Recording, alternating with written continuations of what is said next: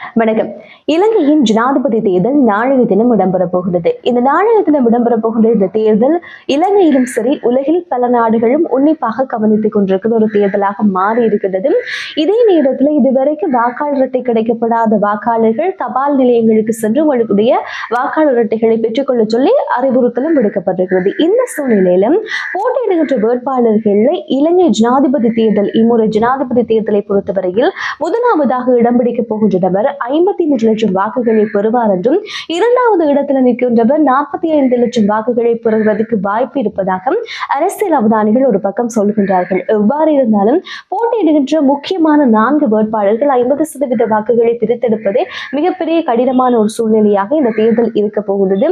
இந்த பல தரப்பட்ட போட்டி என்பது இந்த 2024ஆம் ஆண்டு தேர்தல் இடம் பிடிக்கின்ற தருணத்தில் இந்த ஜனாதிபதி தேர்தலை பொறுத்தவரையில் பல விதிமுறைகள் மீறல்கள் எல்லாம் இடம்பெற்றது. இந்த சூழ்நிலையில போதைப் பொருள் கடத்தல்காரர்கள் சில ஒழுங்குபடுத்தப்பட்ட குற்றச்சாட்டுகளோடு சம்பந்தப்பட்ட பல பேர் இந்த முறை தேர்தலில் போட்டியிடுகின்ற வேட்பாளர்களுக்கு உதவி செய்ததாகவும் பிரச்சாரம் இடம்பெறுகின்ற சூழ்நிலையில தண்ணீர் போத்தல்கள் போன்ற பல பொருட்கள் அவர்கள் விநியோகம் செய்ததாகவும் சில குற்றச்சாட்டுகள் இழந்திருக்கிறது. என்னதான் இருந்தாலும் 21ஆம் தேதி நாளைய தினம் இடம்பெறப் போகின்ற இந்த தேர்தலை ஒட்டி சில முக்கியமான வேட்பாளர்களும் சில அமைச்சர்களும் தங்களுடைய குடும்பத்தோடு கொழும்பில் இருக்கின்ற முக்கியமான ஒரு பெரிய விருந்தகம் ஒன்றில் போய் தங்கி பாதுகாப்போடு இருப்பதற்கான முயற்சிகளை மேற்கொண்டு வருவதாகவும் செய்திகள் தற்போது வெளியாகின்றன.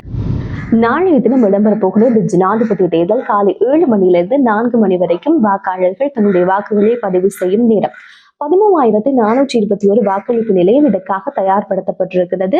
இந்த காலப்பகுதி குறிப்பிட்ட இந்த வாக்களிக்கும் காலப்பகுதி என்பது இலங்கையில அமைதியான ஒரு காலப்பகுதியாக பிரகடனப்படுத்தப்பட்டிருக்கிறது. அடுத்தபடியாக ஒரு வாக்காளர் வாக்களிக்க செல்கின்ற நேரத்தில் என்னென்ன விஷயங்களை நீங்க கொண்டு போகலாம் என்று சில அறிவுறுத்தல்களும் வழங்கப்பட்டிருக்கிறது. ஒன்று, உங்களுக்காக வழங்கப்பட்டிருக்கிற வாக்காளர் அட்டை கொண்டு செல்லப்பட வேண்டும். அடுத்தது உங்களுடைய அடையாள அட்டை. அடையாள அட்டை இல்லாதவர்கள் கடவுச்சீட்டு அல்லது வாகன அடையாள அட்டையை கொண்டு செல்ல முடியும். இது எதுவுமே இல்லாதவர்கள் தற்போது தற்காலிக அடையாள அட்டை என்பது வழங்கப்பட்டது கிராம உத்தியோகத்தரால். எனவே நீங்க அதையும் கொண்டு போய் உங்களுக்கான வாக்குகளை நீங்க செலுத்திக் கொள்ள முடியும். அதே சூழ்நிலையில இந்த முறை தேர்தல் என்பது இலங்கையுடைய 9வது நிறைவேற்று அதிகாரம் கொண்ட ஜனாதிபதியை தெரிவு செய்வதற்கான ஒரு தேர்தலாக இருக்கின்றது.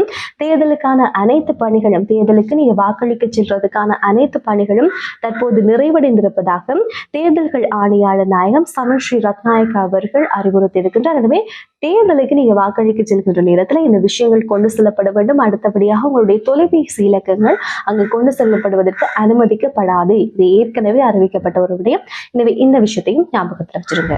தேர்தலை முன்னிட்டு இலங்கையின் பாதுகாப்பு சபை கூட்டம் என்பது ஜனாதிபதி ரணில் விக்ரமசிங்கவினால் முன்னெடுக்கப்பட்டது. எனவே இந்த தேர்தல் கால பகுதியில் இலங்கையினுடைய பாதுகாப்பை உறுதிப்படுத்த வேண்டும் என்று பாதுகாப்பு துறையினருக்கு அறிவுறுத்தல் என்பது ஜனாதிபதியினால் வழங்கப்பட்டிருக்கிறது. அதே சமயத்தில் இந்த தேர்தல் இடம்பெறுகின்ற காலப்பகுதியில் வேட்பாளர்களுடைய பாதுகாப்பு, வாக்குச்சாவடிகளுடைய பாதுகாப்பு, வாக்கெண்ணும் மத்திய நிலையங்களுக்கு பாதுகாப்புகள் கண்டிப்பாக வழங்கப்பட வேண்டும் என்ற ஒரு அறிவுறுத்தலோடு பொதுமக்களுடைய அன்றாட செயற்பாடுகள் எந்த ஒரு சந்தர்ப்பத்திலும் இந்த தேர்தல் கால பகுதியில தேர்தல் இடம்பெறுகின்றது என்பதற்காக பொதுமக்களுடைய அன்றாட செயற்பாடுகளோ வேலைகளோ எந்த விதத்திலும் பாதிப்பு இல்லாத வகையில பாதுகாப்போடு முன்னெடுக்கப்பட வேண்டும் என்ற ஒரு அறிவுறுத்தலும் நேற்று இடம்பெற்ற இந்த பாதுகாப்பு சபை கூட்டத்தின் போது ஜனாதிபதி ரணில் விக்ரமசிங்கவினால் வழங்கப்பட்டிருக்கிறது. ஸ்ரீலங்கன் ஏர்லைன்ஸ் தன்னுடைய விமானத்தில் பயணம் செய்கின்ற வணிக வகுப்பினருக்கு புதிய சேவை ஒன்றை நடைமுறைப்படுத்தி இருக்கிறார்கள். இந்த சேவை மூலமாக நீங்கள் பயணிப்பதற்கு முன்பாக உங்களுக்கு தேவையான உணவுகளை விண்ணப்பிக்க முடியும் என்று ஸ்ரீலங்கன் ஏர்லைன்ஸுடைய நிறுவனத்தின் சிரேஷ்ட முகாமையாளர் கயல் விக்ரம அவர்கள் சொல்லியிருக்கின்றார். முக்கியமாக இது எதற்காக நடைமுறைப்படுத்தப்பட்டிருக்கின்றார், ஒரு பயணி பயணிப்பதற்கு முன்பாக அவர்களிடம் இருக்கின்ற உணவு பட்டியலில் உங்களுக்கு என்ன உணவு தேவை என்பதை முன்கூட்டியே நீங்கள் அவர்களுக்கு அறிவிக்க முடியும். அது கேட்பது போல உங்களுடைய உணவுகளை பெற்றுக்கொள்ள முடியும். இதற்காகத்தான் இந்த செரண்டி டிலைட் என்று சொல்லப்படுகின்ற புதிய சேவை என்பது அறிமுகப்படுத்தப்பட்டிருக்கிறது. இந்த சேவை மூலமாக நீங்க மாமிச உணவுகளை பெற்றுக்கொள்வதோடு இந்திய, அரேபிய மற்றும் மேற்கத்திய சமையல் பாரம்பரியத்தோடு இருக்கின்ற உணவு வகைகளை முன்கூட்டியே உங்களால முன்பதிவு செய்து கொள்ள முடியும். எனவே இந்த திட்டம் இப்போது புதிதாக ஸ்ரீலங்கன் ஏர்லைன்ஸினால் அறிமுகப்படுத்தப்பட்டிருக்கிறது. ஜெகன்மோகனின் ஆட்சி காலத்துல திருப்பதியில் வழங்கப்படுகின்ற பிரசாத லட்டுகளில் விலங்கு கொழுப்புகள் பயன்படுத்தப்பட்டதாக ஒரு குற்றச்சாட்டை இப்போது சந்திரபாபு நாயுடு முன்வைத்திருக்கின்றார். குறிப்பாக இந்தியாவுடைய ஆந்திர மாநிலத்தை பொறுத்தவரையில் தேசிய ஜனநாயக கூட்டணி ஆட்சி அமைத்து 100 நாட்கள் நிறைவடைந்திருக்கிறது. எனவே இந்த 100 நாள் நிறைவை ஒட்டி சட்டமன்ற உறுப்பினர்களுக்கான கூட்டம் நடைபெற்றது. அந்த கூட்டத்தின் போது சந்திரபாபு நாயுடு அவர்கள் இந்த விடயத்தை சொல்லி இருக்கின்றார். முக்கியமாக ஜெகன்மோகன் ரெட்டி அவர்களுடைய ஆட்சி இடம்பெறுகின்ற நேரத்தில் திருப்பதியில் வழங்கப்பட்ட பிரசாத லட்டுகள்ல நிறைய கலப்படங்கள் இடம்பெற்றதாகவும் அந்த கலப்படத்துல விலங்கு கொழுப்புகள் மூலம் செய்யப்பட்ட நெய் பயன்படுத்தப்பட்டதாகவும் ஒரு மிகப்பெரிய குற்றச்சாட்டு ஒன்றை முன்வைத்திருக்கிறார். இப்போது தங்கள் ஆட்சி அமைத்ததுக்கு பிற்பாடு அங்கு வழங்கப்படுகின்ற பிரசாதங்கள் திருத்தி அமைக்கப்பட்டிருக்கிறது. கலப்படங்கள் அகற்றப்பட்டு சரியான முறையில மக்களுக்கு பக்தர்களுக்கு அந்த பிரசாதங்கள் வழங்கப்பட்டு கொண்டிருப்பதாகவும் அதே சமயத்துல இந்த முறைகேடான செயற்பாடுகள் கலப்படமான பொருட்களை பயன்படுத்தி பிரசாதங்கள் செய்ததற்கான குற்றச்சாட்டுக்கு சரியான நடவடிக்கை எடுப்பது சார்ந்து தொடர்ச்சியாக முன்னெடுக்கப்பட இருக்கும் தண்டனைகள் வழங்கப்படும் என்ற அளவுக்கு ஒரு கருத்தை சொல்லியிருக்கிறார். எவ்வாறாக இருந்தாலும் இந்த திருப்பதியில் வழங்கப்படுகிற பிரசாத லட்டில் இப்படி கலப்படங்கள் மேற்கொள்ளப்பட்டதாக சொல்லப்படுகிற இந்த குற்றச்சாட்டு இந்தியாவையும் தாண்டி பல இடங்களில் தற்போது பேசு பொருளாக மாறி இருக்கிறது. தமிழகத்தின் துணை முதலமைச்சராக உதயநிதி ஸ்டாலின் அவர்கள் பொறுப்பேற்பார் என்று சில தகவல்கள் வெளியானது. இப்போது அதற்கு உதயநிதி தரப்பின் மூலமாக விளக்கம் வழங்கப்பட்டிருக்கிறது. உதயநிதியை பொறுத்தவரையில் தமிழகத்துடைய விளையாட்டுத்துறை மற்றும் இளைஞர் நலத்துறை அமைச்சராக செயற்பட்டு வருகின்றார். எனவே அடுத்ததாக இவர்தான் துணை முதலமைச்சராக பதவியேற்பார் என்று சமீப நாட்களாக சில செய்திகள் வெளியாகிறது.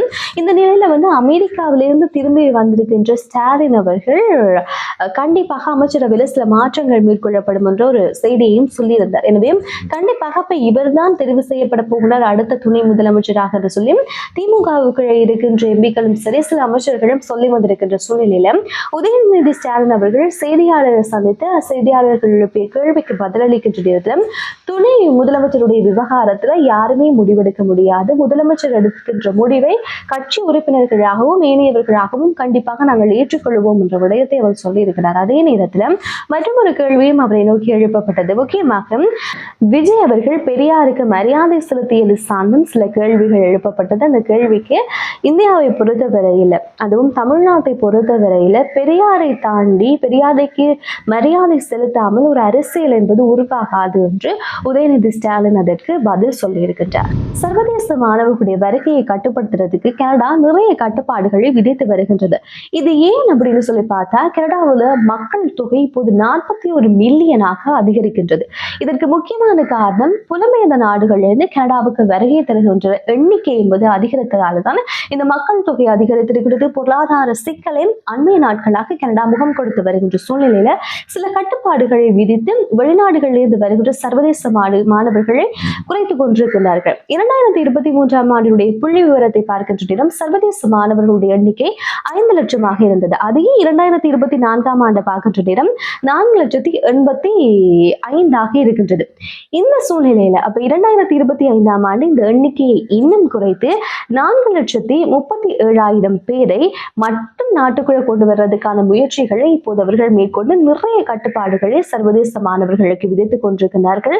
இதுல மற்றொரு கட்டுப்பாடாக பார்க்கப்படுகின்றது, இந்த ஆண்டு இறுதி கால பகுதிக்கு பிறகு கனடாவுக்குள்ள நீங்க முதுகலை பட்டம் பெறதுக்காக யாராவது போறீங்களா இருந்தால் 16 மாதங்கள் அவர்கள் படிக்கக்கூடிய ஒரு துறையை தெரிவு செய்தால் மட்டுமே அவருடைய துணை அங்க வேலை செய்யறதுக்கான ஒர்க்கிங் விசா போன்ற வசதிகளை வழங்குவார்கள், ஏனையவர்களுக்கு கிடையாது என்ற ஒரு புதிய தீர்மானத்தையும் தற்போது கனடா கொண்டு வந்திருக்கிறது. பிரித்தானிய ஆராய்ச்சியாளர்கள் மனிதர்களுக்கு இருக்கின்ற 4 வகை குருதி இனத்தை தாண்டி தற்போது MA என்று அழைக்கின்ற மற்றொரு குருதி வகையை கண்டுபிடித்திருக்கிறார்கள்.